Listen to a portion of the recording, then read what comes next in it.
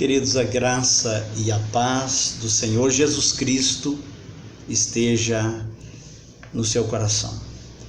Eu quero ler um texto da Palavra de Deus que se encontra em Mateus capítulo 5, verso 13. Ele diz o seguinte: Vós sois o sal da terra. Se o sal for insípido, com que se há de salgar? Para nada mais presta senão para ser lançado fora e ser pisado pelos homens. Muito bem, a pergunta é a seguinte: sal se torna insípido? É muito interessante, né? Você conhece sal que perdeu o sabor? É possível que sal perca o sabor? Então, muitas vezes nós lemos esses textos e não fazemos essas perguntas, porque até parece que Jesus está falando de algo que não acontece. Por exemplo, eu não conheço sal que não tem sabor. Você conhece? Você já viu sal sem sabor? Eu ainda não. Esse na prática, né? Presencial nunca vi. Mas, pesquisando sobre isso, eu descobri que existe sal sem sabor, sim. Tem sal que não tem sabor. Em Israel existe uma área onde eles tiram sal.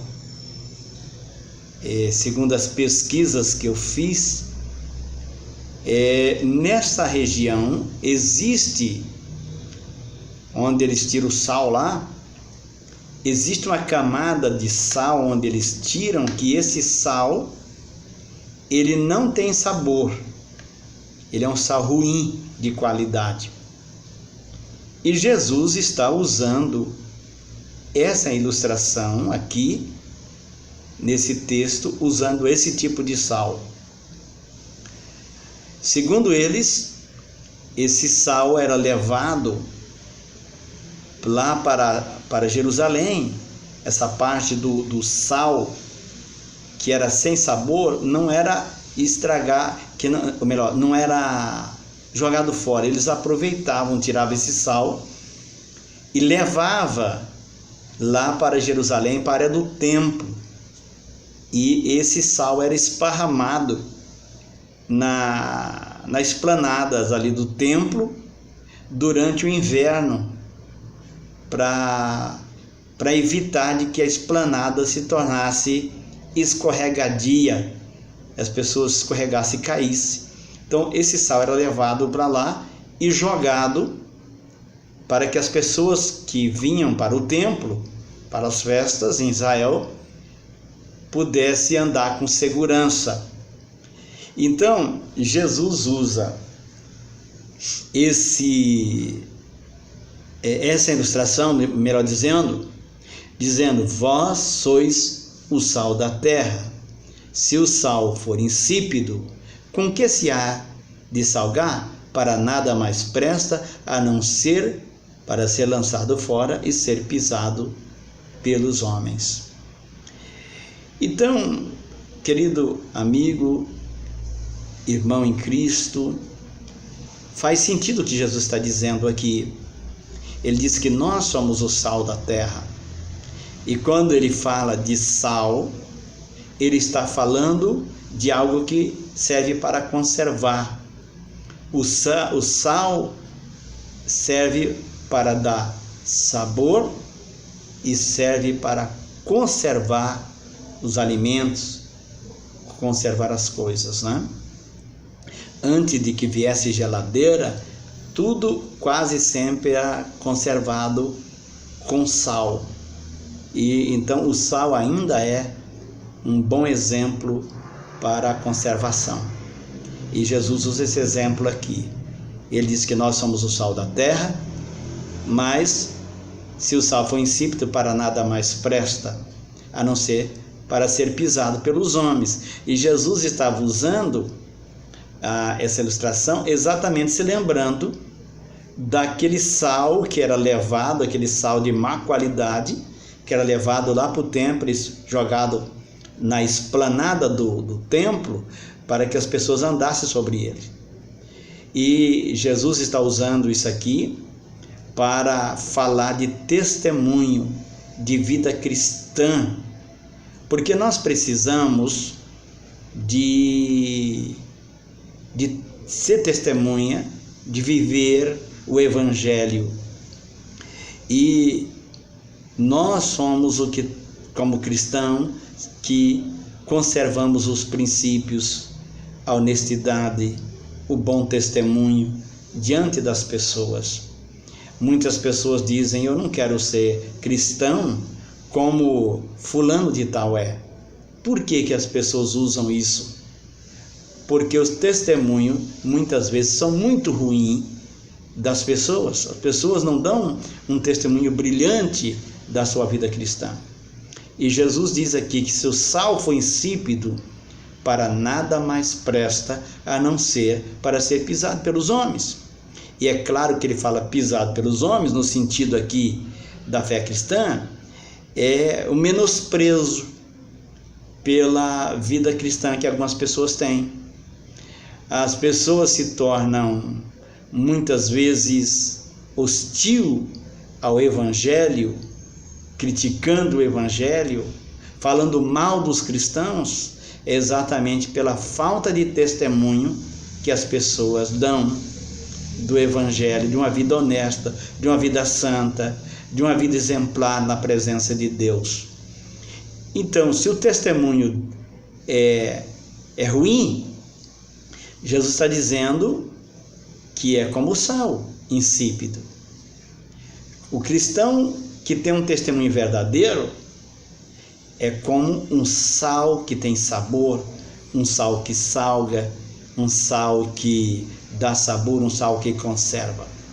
Mas se o testemunho for ruim, é como aquele sal que levava para a esplanada, que só servia para os homens passarem em cima. Ou seja, não tem valor, é menosprezado, não serve para a culinária. Então, queridos, nós precisamos olhar para nós e vermos se nós estamos vivendo realmente um evangelho autêntico, como Jesus disse. Se o nosso testemunho é uma pregação, porque muitas vezes as pessoas pregam 1 hora, não é? 30 minutos, 40 minutos, mas a vida dela ou a vida dele destrói tudo que ele fala, não se sustenta, porque fala, mas o seu testemunho é péssimo. Nós precisamos pregar 5 minutos, mas a nossa vida precisa pregar a vida toda. Essa é a verdade, né? Então, o que acontece, querido?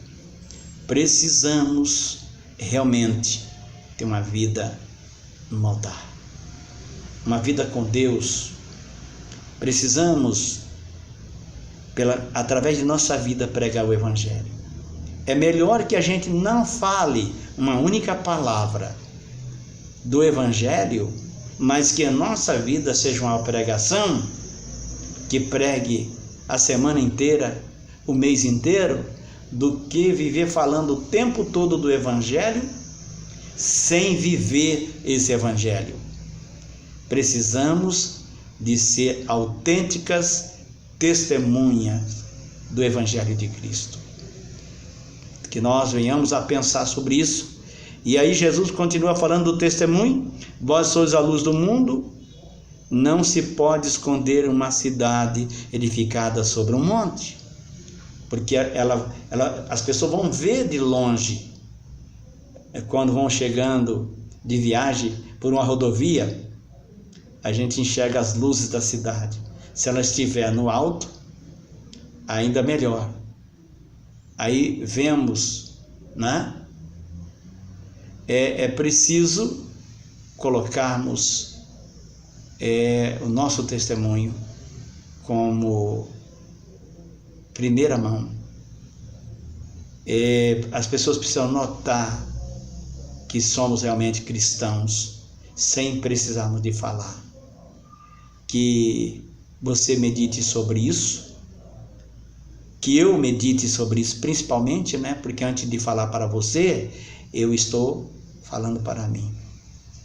Precisamos testemunhar toda hora, todo instante, aproveitar as oportunidades, mas o nosso testemunho, ele precisa falar mais do que a nossa boca. Que Deus, ele possa abençoar a sua vida, que meditemos sobre isso, que o Senhor nos guarde e que a palavra de Deus ela tenha realmente esse efeito na minha vida, na sua vida como cristão, que o Senhor nos ajude.